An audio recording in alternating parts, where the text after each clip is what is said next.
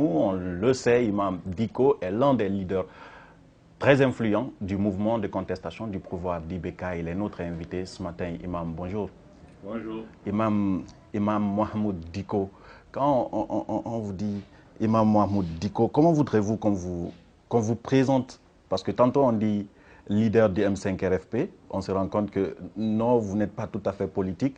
On vous dit imam rigoriste, on ne sait pas. Comment voudriez-vous qu'on vous présente? Mais présentez-moi comme je suis un imam. Oui. Vous êtes chez moi presque dans ma mosquée. D'accord. Et j'aimerais qu'on me présente comme imam. Imam. D'accord. Imam de la mosquée de Badalabougou. Mosquée Salam de Badalabougou. Imam de la mosquée Salam de Badalabougou. Voilà. C'est très modeste, hein, imam. En même temps, 5 chefs d'État se déplacent pour venir vous voir, simple imam, vous savez. D'accord, imam. Alors, merci de nous avoir accordé cette interview. Pour commencer, vous permettrez que je vous montre une image et juste une question après. Oui.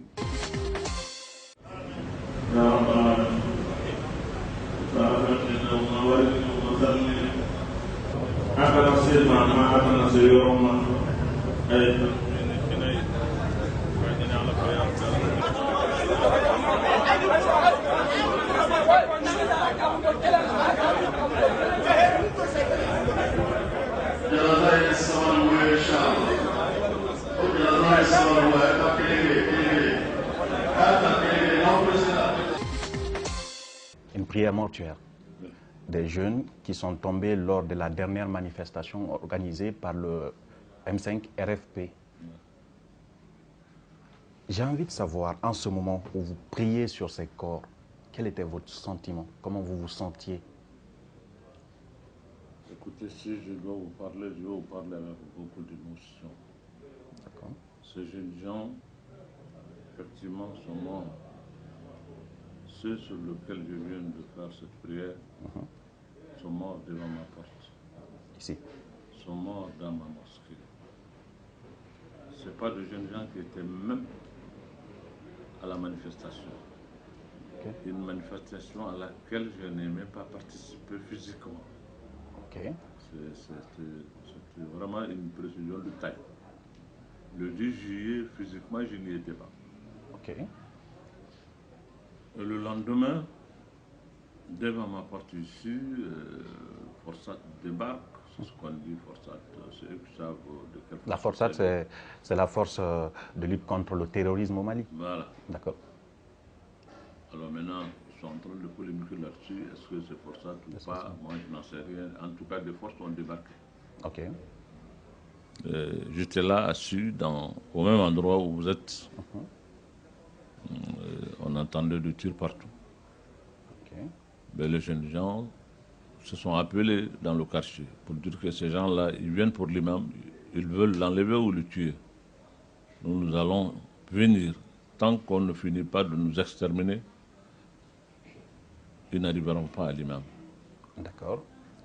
Les jeunes gens sont venus me demander, imam, tu vas nous suivre, on va te mettre dans un endroit vraiment sûr, à l'abri. D'accord. Je leur ai dit non, je ne peux pas, moi, aller vous laisser ici. C'est pour dire quoi? Je vais rester ici. Si je dois mourir, je mourrai ici, dans ma mosquée. De toute façon, c'est chez vous. Oui. S'il me reste à vivre, je vivrai. D'accord. Donc, quand j'étais là pour prier sur ces jeunes gens, ça me représentait beaucoup de choses. J'ai eu beaucoup d'émotions. Je ne pouvais pas imaginer une seule fois dans ma tête que le président de la République qu'on a fait élire en 2013, nous qui avons transformé nos mosquées pour en faire des QG de campagne pour lui. Le président IBK. IBK. Oui. Parce qu'on croyait en lui. D'accord. Et que ce même IBK, pour de divergences de point de vue, dans un espace, dans un pays qui se dit démocratique, que des forces spéciales peuvent débarquer chez moi pour faucher des vies innocentes. Il faut que je vive ça pour l'accepter, pour voir. Il faut que Dieu me donne longue vie pour moi-même, je vois ça, pour vraiment, pour que je puisse vraiment l'intégrer et l'accepter. Sur le corps de ces jeunes, quelles sont les idées qui vous traversaient? Parce que c'était au chaud. J'imagine j'imagine votre peine en train de prier sur des corps, des jeunes qui s'étaient proposés de venir vous défendre, vous mettre à l'abri. Vous direz peut-être que ça aurait pu être vous à leur place. Mais bien sûr, mais moi, si c'était moi, ça va choquer beaucoup de gens. Et moi, j'en serais fier. Si je pouvais, au moment où vous étiez là, devant moi, pouvais moi donner ma vie pour qu'eux ils se relèvent, pour continuer la vie, parce qu'ils étaient à la fleur de leur vie. C'était des jeunes gens de 17 ans, 18 ans. Ça ne devrait pas arriver donc. Ça ne devrait pas arriver. Vous savez, ce n'est pas des jeunes gens qu'on a trouvés en train de dévaliser des banques. Ils n'étaient pas aussi devant l'édifice public dans n'importe où. Non, ils étaient devant ma maison, devant mon domicile, là où vous êtes maintenant, et dans ma mosquée. Ils n'avaient rien d'agressif. À votre avis, comment pouvez-vous interpréter cela? Une volonté expresse de le faire, de vous faire peur, de vous intimider? Comment pouvez-vous expliquer cela? Je ne sais pas si c'est intimider ou faire peur. Tout le monde l'interprète en sa manière. Vous l'interprétez comment? Moi, je n'interprète rien qu'une volonté seulement de mal faire. Maintenant, mal faire, ça veut dire tout dire. D'accord. Mal faire, c'est quand même énorme. C'est quand même énorme. Oui, mais écoutez... dans une mosquée, tirer sur des jeunes qui... Oui, parce qu'on a fait courir le bruit pour essayer de vraiment justifier leur forfait. Que dans ma mosquée, c'est des djihadistes qui sont retranchés, qu'il y a ceci, il y a cela. On a fait tellement de bruit autour de tout ça. Ils ont trouvé des djihadistes? Mais comment, si les djihadistes étaient là, ils n'allaient même pas venir. Okay. Ils savent là où les djihadistes se trouvent. Parce qu'ils savent qu'il n'y a personne qui ont osé venir tirer sur les gens. Les djihadistes, ce n'est pas des enfants de cœur qui vont se laisser tirer comme des mouches. D'accord. Mais ça, c'est quand même aberrant. Ça vous a étonné? Ça ne m'étonne pas tellement. Beaucoup de choses me sont revenues depuis. Il y a beaucoup de choses qui se disent. Que nos autorités et nos politiques souvent même véhiculent dans les chancelleries. Parce que je deviens gênant pour eux. Okay. Je le sais, je suis conscient de cela.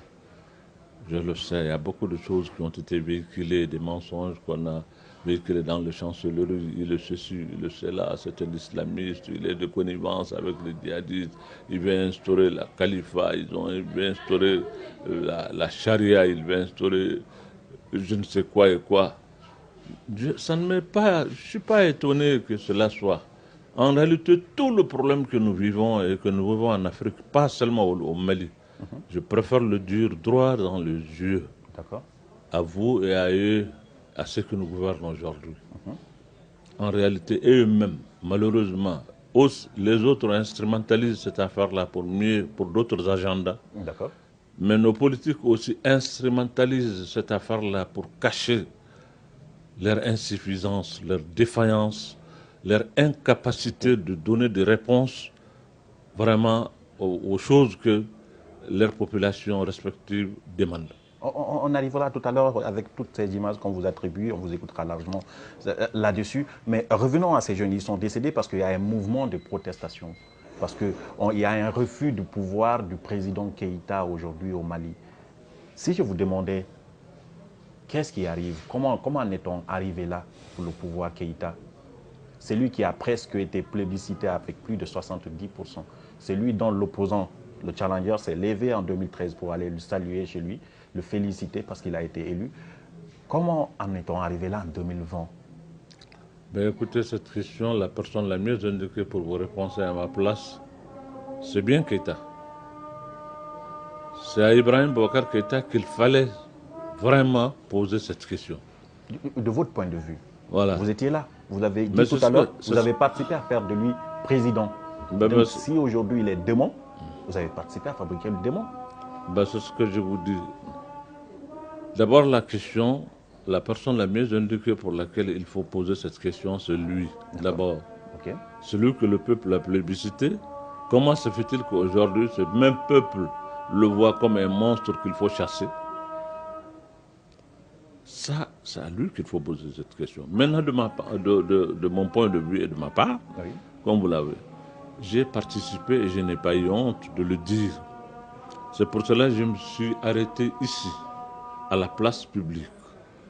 devant le monde entier, prendre l'opinion nationale et internationale à témoin Oui. pour demander pardon au peuple malien. Ok. J'ai présenté mes excuses et j'ai demandé pardon. Parce que moi, croyais en lui.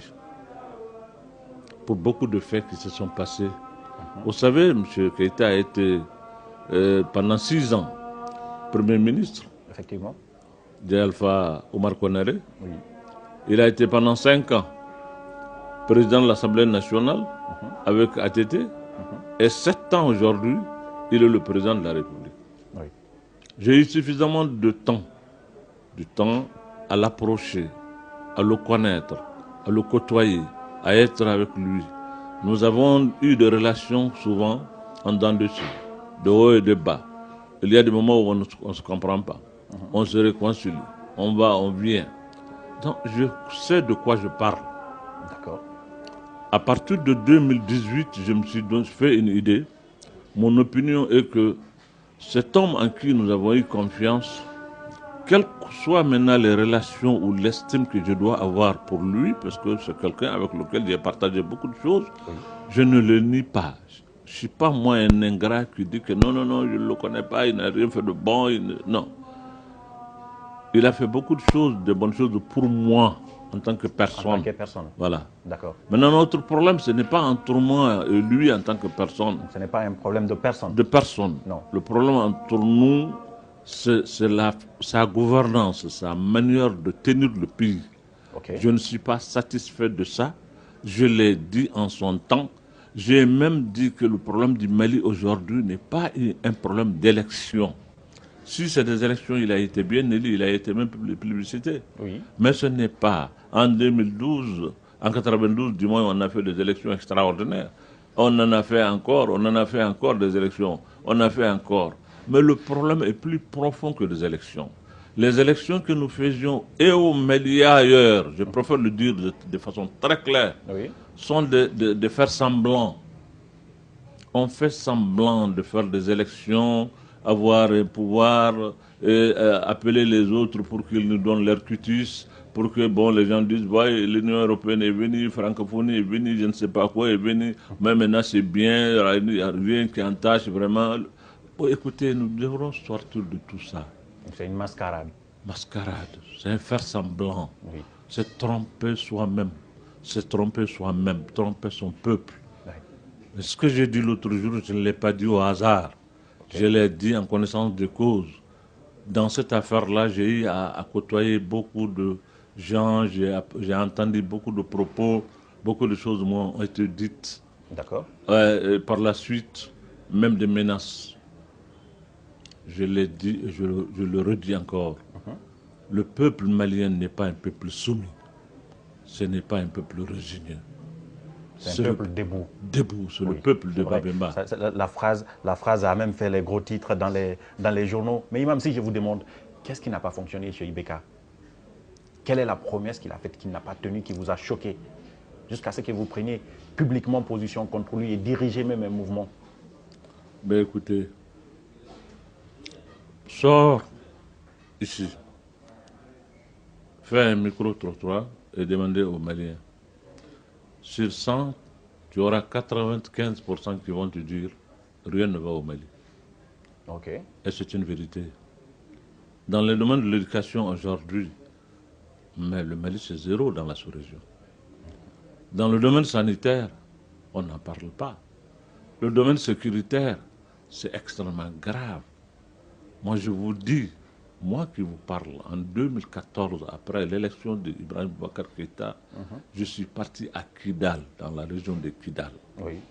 J'étais accompagné du chef coutumier pour aller parler avec tous les chefs de fraction et autres là pour chercher à amener la calmie. C'est le lendemain que le Premier ministre d'alors, qui était Moussa Amara, oui, est parti me trouver là-bas. Avant qu'il n'aille, nous avons alerté pour dire que la situation n'était pas bonne et que sa venue n'était pas opportune. Il fallait peut-être revoir ça. Okay. Ils ont refusé, ils sont venus. Ce qui s'en est suivi, c'est que c'est le Mali qui est tombé.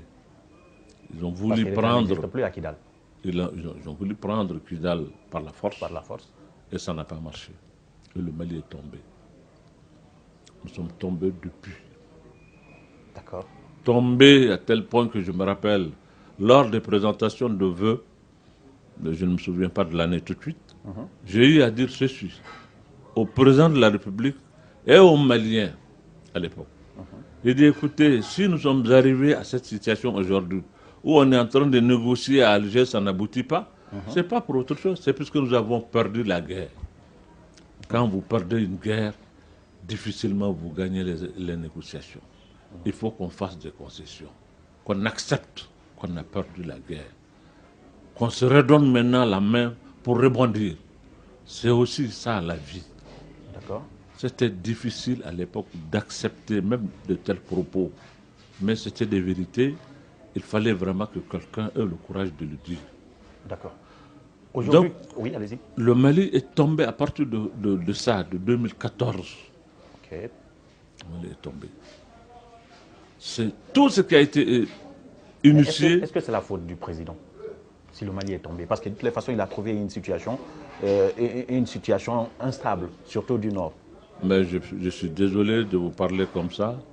Et je l'ai entendu souvent dire qu'il n'a pas trouvé un pays. Mais avec tout le respect que je lui dois, c'est le président de la République, c'est quand même mon grand frère. Il y a des propos que je ne veux pas lui adresser.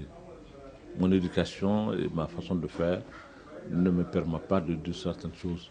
Mais escamoter aussi la vérité, je ne peux pas le faire. D'accord. Je vous ai dit qu'en 2014, moi j'étais à Kidal. Le jour où j'arrivais à Kidal, il y avait un gouverneur à Kidal qui n'était pas ni Touareg ni de la région de Kidal. Il est de la région de Kaï, il s'appelle Kamisoko. C'est un militaire, je l'ai trouvé sur place. J'ai trouvé tous les préfets des chefs-lieux de cercle qui étaient là. Toutes les préfectures, leurs préfets étaient là. Moi, j'ai dîné avec eux. Tous les services centraux, leurs répondants dans la région de Kidal étaient déjà commencés à s'installer. Donc l'administration existait en Nemo. Existait à Nemo. Qu'est-ce que vous voulez nous faire comprendre, Imam? Donc, c'est pas vrai ce que le président il a dit. Il y avait quand même l'administration à Kidal.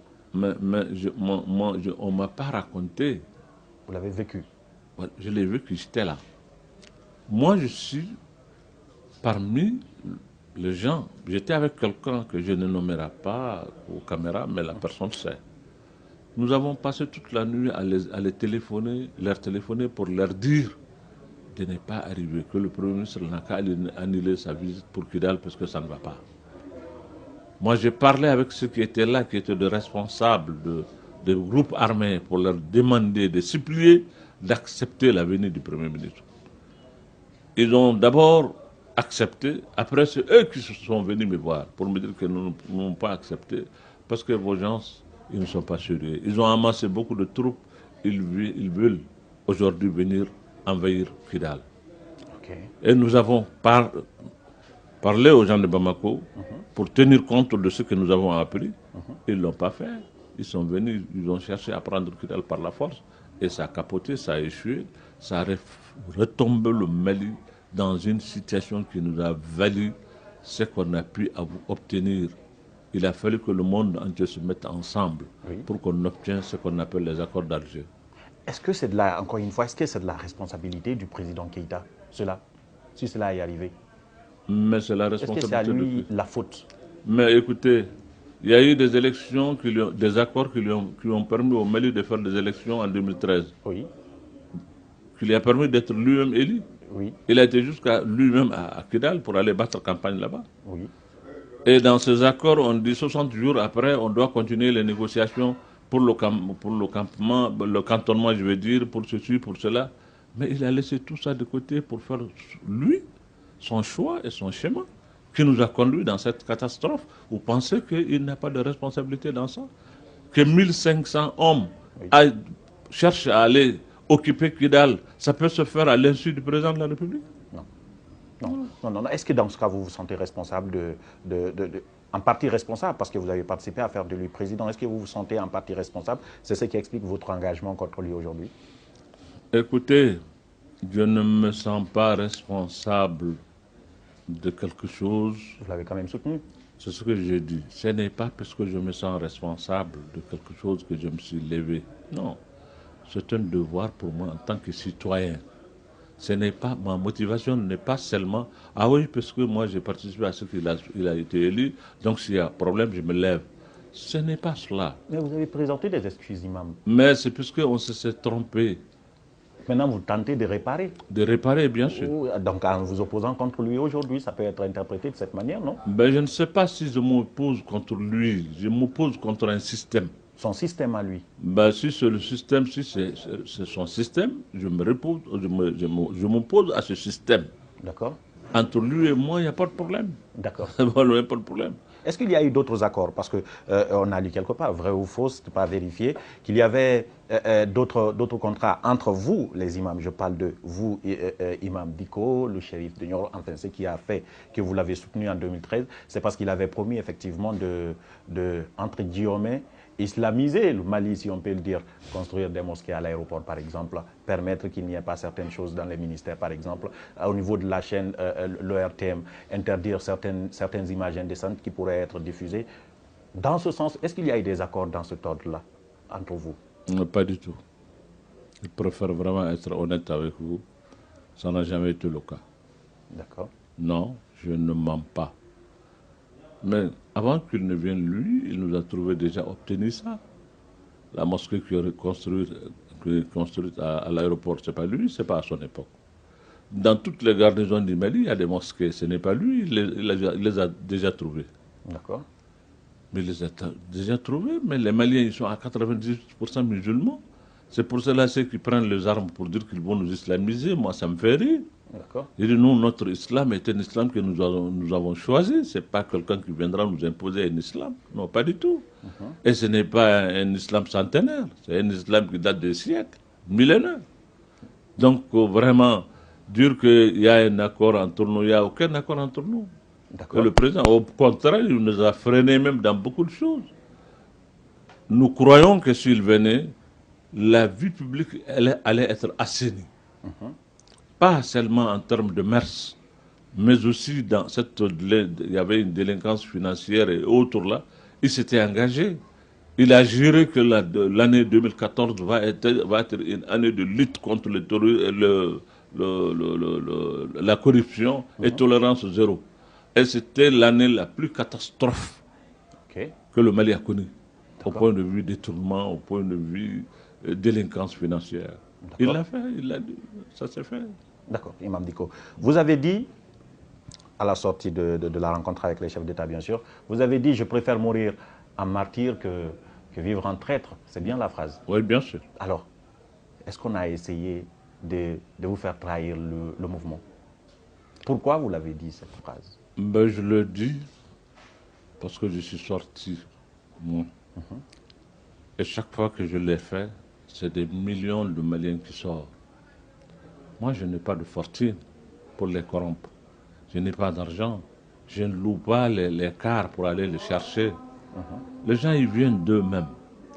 Parce qu'il y a un contrat moral qui nous lie. Oui. Il y a une confiance réciproque que Dieu a créée entre moi et ce peuple malien. Oui. Nous avons commencé depuis notre lutte contre le code de la famille. Oui. Les Maliens l'ont montré. Et chaque fois que j'ai sollicité, les Maliens, ils l'ont montré.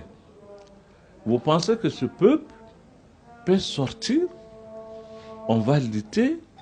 Il y a eu mordant, il y a eu tout.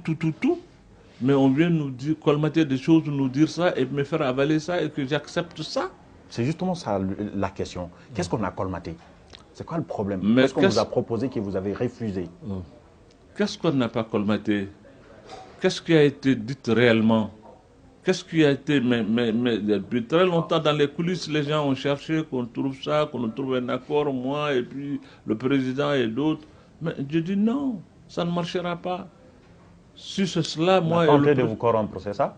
Bah écoutez, je ne voulais pas aller dans ce sens. Oui, mais c'est bien cela. Non, bon, vous n'allez pas me faire dire... Je ne vais pas vous faire dire, mais c'est ce que vous pensez, imam. Écoutez... quand on veut vous faire trahir le mouvement en vous proposant des choses, on appelle ça de la corruption, imam. Ben écoutez, moi je ne parle pas comme ça. D'accord. Oh. Peut-être qu'on m'a donné d'autres idées. On m'a offert certaines possibilités de voir la chose autrement. D'accord. Ça peut être sans être corruption au sens là du terme comme vous le pensez. D'accord. Mais pour moi, cela, ça veut dire que je dois nécessairement me débarrasser de la position du peuple et aller ailleurs. Cet ailleurs-là, je ne le connais pas. Je ne sais pas là où je peux, moi, vivre ailleurs aujourd'hui. Nous-mêmes, on ne comprend pas, imam. Qu'est-ce qu'on vous a proposé concrètement? L'ailleurs, là, c'est quoi? Mais ailleurs, c'est... En politique? Non. Quoi? Ailleurs, c'est-à-dire que vous pouvez voir votre vie en vous vraiment... En ne devenant plus imam. Non, vous êtes imam, mais vous vous mettez à l'abri de tout ça, vous ne parlez plus, tout ça, Okay. Ça peut être... Donc, je vais encore interpréter, parce que vous ne voulez pas le dire. Non, je n'interprète rien, non, c'est moi, je vais essayer maintenant, n'interprétez pas, laissez-moi finir. Oui, vous allez finir, imam, mais la partie, il faut que j'insiste là-dessus. Ailleurs, on va vous mettre à l'abri pour que vous n'ayez plus besoin de rien. On va vous faire taire. C'est ce qu'ils ont proposé. Mais me faire taire, c'est mal me connaître. Mais justement, vous l'avez refusé, je suis d'accord. Voilà. Mais on a quand même essayé, à travers des propositions, bon, ça, d'aller vous mettre à c'est vous qui l'abri. le commente maintenant, moi je ne dirai rien Imam Dicko, par rapport à ça. je l'accepte. D'accord. Mais c'est mal me connaître. Oui. Et je pense même que c'est mal connaître le peuple malien.